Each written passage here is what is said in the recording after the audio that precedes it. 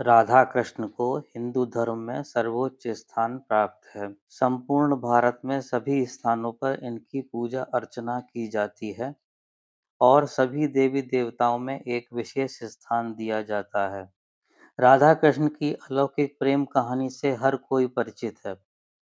उन दोनों का मिलना और फिर बिछड़ जाना, शायद यही उन दोनों की नियति थी।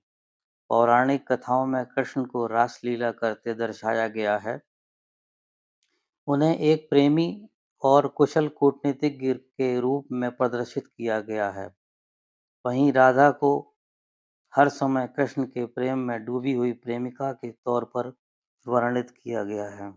कृष्ण वसुदेव और देवकी की 8वीं संतान थे। मथुरा के राजा कंस द्वारा उनकी हत्या न कर दी जाए, इसीलिए जन्म लेते ही उन्हें मथुरा से गोकुल नंद बाबा के पास पहुंचा दिया गया था।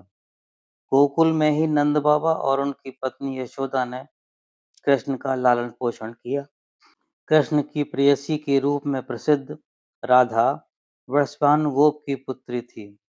राधा एक युवा नारी है, एक गोपी जो कृष्ण की सर्वोच्च प्रेयसी है। कृष्ण के साथ राधा को सर्वोच्च देवी स्वीकार किया जाता है और यह कहा जाता है कि वह अपने प्रेम से कृष्ण को नियंत्रित करती है। यह माना जाता है कि कृष्ण संसार को मोहित करते हैं, लेकिन राधा उन्हें भी मोहित कर लेती हैं। इसलिए वे सर्वोच्च देवी हैं। यह भी माना जाता है कि राधा मात्र एक चरवाहे की कन्या नहीं है, बल्कि सभी गोपियों या उन दिव्य व्यक्तित्वों का मूल है जो रास नृत्य में भाग लेती हैं। कहते हैं कि राधा और कृष्ण के प्रेम की शुरुआत बचपन में ही हो गई थी।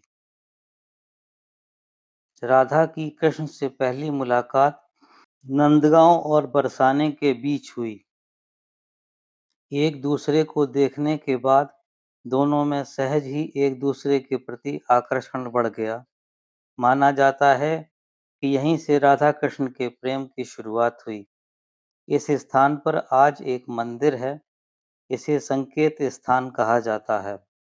मान्यता है कि पिछले जन्म में ही दोनों ने यह तय कर लिया था कि हमें इस स्थान पर मिलना है।